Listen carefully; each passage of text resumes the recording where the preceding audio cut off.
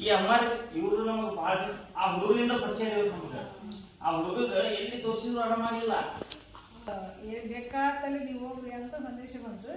ಅದರಿಂದಾಗಿ ನಾವು ಒಂದ್ಸಲ ಬಂದೋಗಿದ್ವಿ ಹೆಣ್ಣಂತಲ್ಲಿ. ಆಮೇಲೆ ಅದಕ್ಕೆ ಒಂದ್ಸಲ ಹೆಣ್ಣಂತಲ್ಲ ನೋಡಿ ಬೇಷ ಆಗುತ್ತೇನೆ ಅಂತೇಳಿ ಕಳಿಸ್ಕೊಟ್ವಿ. ಆವತ್ತಿನಿಂದ ಅವಳಿಗೆ ಸಂಪೂರ್ಣ ಒಂದು ವರ್ಷದೊಳಗೆ ನಾನೇ ಹೇಳ್ತಿದ್ದು ಅದು ಇದೊಂದೇ ಅಲ್ಲ, ಅದು ದೊಡ್ಡದು ಕಾಯಿಲೆ. ಅದು ಒಂದು ಅದೊಂದು ಎರಡು ಅದು ಸಂಪೂರ್ಣ ಮಾತ್ರ ಸರಿಯಾಗಿ ಬರ್ತಿಲ್ಲ. ಕಾಲು ತೋರಿಸ್ತೀವಿ, ಕಾಲು ತೋರಿಸ್ತೀವಿ ನೋಡ್ರಿ. ಇವು ಈಗ ಕಾಲು ಇಷ್ಟು ಚೆನ್ನಾಗಿದೆ, ಆರೋಗ್ಯದಿಂದ ಇದೆ. ಇವನು ಫಸ್ಟ್ ನಮ್ಮ ಸಹೋದರಿ ನಮಗೆ ಪರಿಚಯ ಆಗಿದ್ದು, ಇವನ್ ಕಾಲೆಲ್ಲ ಕೊರ್ದಂಗ್ ಆಗಿತ್ತು. ಅದು ಸಾಯಿ ಮಹಿಮೆ ಸತ್ಯ ಘಟನೆಯಲ್ಲಿ ಅದರಲ್ಲಿ ಬಂದಿದೆ. ಆ ಫೋಟೋ ಬಂದಿದ್ದು ಕಾಲು ನೋವಾಗಿದ್ದು ಇದೇ ಹುಡುಗನ ಸಲುವಾಗಿನೇ ಇವ್ರು ನಮಗೆ ಫಸ್ಟ್ ಟೈಮ್ ಪರಿಚಯ ಆಗಿದ್ರು. ಆಮೇಲೆ ನಮ್ಮ ಹತ್ರ ಬಂದ ಮೇಲೆ 9 ದಿನದಲ್ಲಿ ಅವನಿಗೆ ಗುಣ ಆಯ್ತು. 9 ದಿನದಲ್ಲಿ ಗುಣ ಆಯ್ತು. ಅದು ಹಂಗೆ ಋಣ ಸಂಬಂಧ ನಮಗೆ ಅವ್ರಿಗೆ ಬೆಳೀತಾ ಹೋಯ್ತು. ಅವತ್ತಿಂದ ಇವತ್ತಿನವರೆಗೂ ಅವ್ರಿಗೆ ಏನಾದರೂ ಕಷ್ಟ ಬಂದ್ರೆ ಅವ್ರಿಗೆ ಯಾವ ಹಾಸ್ಪಿಟ್ಲಲ್ಲೂ ಕಡಿಮೆ ಆಗಲ್ಲ, ಇಲ್ಲಿ ಬಂದ್ರೇನೆ ಕಡಿಮೆ ಆಗತ್ತೆ. ಅದು ಬಾಬಾ ಹೀಗೆ ಬಾಬಾ ಇವ್ರಿಗೆ ಕನಸಲ್ಲಿ ಅವನು ನಿನ್ನ ಸಹೋದರ, ಅವನು ನಿನ್ನ ಜೊತೆ ಯಾವಾಗಲೂ ಇರ್ತಾನೆ ಅಂತ ಇವ್ರಿಗೆ ಹೇಳಿದಾನೆ ಬಾಬಾ. ನೋಡಿ, ಒಬ್ಬ ನಮಗೂ ಅಕ್ಕ ತಂಗಿ ಇರಲಿಲ್ಲ, ಒಬ್ಬ ಇವ್ರಿಗೂ ಇಲ್ಲ, ಇವ್ರಿಗೂ ಅಣ್ಣ ತಮ್ಮ ಇಲ್ಲ.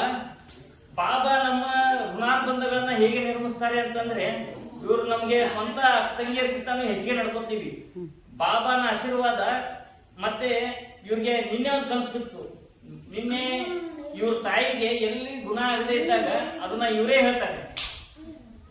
ಹೇಳಿ ನೀವು. ನಮ್ಮ ತಾಯಿಗೆ ಹುಷಾರಿರ್ಲಿಲ್ಲ. ನಮಸ್ತೆ ಸಾಯಿರಾಮ್. ನಮ್ಮ ತಾಯಿಗೆ ಹುಷಾರಿರ್ಲಿಲ್ಲ. ಬೇರೆ ಎಲ್ಲ ಹಾಸ್ಪಿಟ್ಲಲ್ಲಿ ತೋರಿಸಿದ್ರು ಕಡಿಮೆ ಆಗಿಲ್ಲ.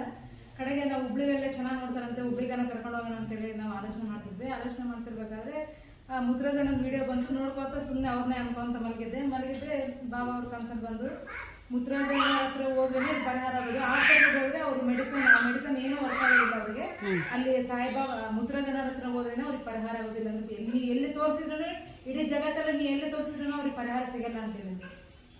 ಆ ಸಾಯಿಬಾ ಅವ್ರ ಹತ್ರನೇ ಬಂದ್ರೇನೆ ಪರಿಹಾರ ಆಗೋದು ಅಂತ ಹೇಳಿದ್ರೆ ಮುದ್ರಾಜಣ್ಣ ಕುತ್ಕೊಂಡು ಇವಾಗ ಅದು ತಾಯ್ತ ಕೊಡಲ್ಲ, ಅದೇ ಥರದೇ ತಾಯ್ತಾನೆ ಕೊಡ್ತಾ ಇದ್ರು. ನಾನು ಫ್ಯಾನ್ ಹಾಕಿದ್ರೆ ಫ್ಯಾನ್ ಹಾಕ್ಬೇಡಮ್ಮ, ನಾನು ಫ್ಯಾನ್ ಹಾಕಿದ್ರೆ ಅವನಲ್ಲಿ ನಾನು ಲೀನ್ ಆಗಿರ್ತೀನಿ, ಫ್ಯಾನ್ ಗಾಳಿನೂ ನನಗೆ ತೊಂದರೆ ಆಗುತ್ತೆ, ಫ್ಯಾನ್ ಹಾಕ್ಬೇಡ ಅಂತೇಳಿ ಆಫ್ ಮಾಡ್ತಿದ್ರು. ಸತ್ಯ ಸತ್ಯ ನಿಜವಾಗ್ಲು ಸಾವಿರ ಘಟನೆಗಳು ನಡೆದಾಗ ಒಂದು ಹಂಚ್ಕೊಂತೀವಿ.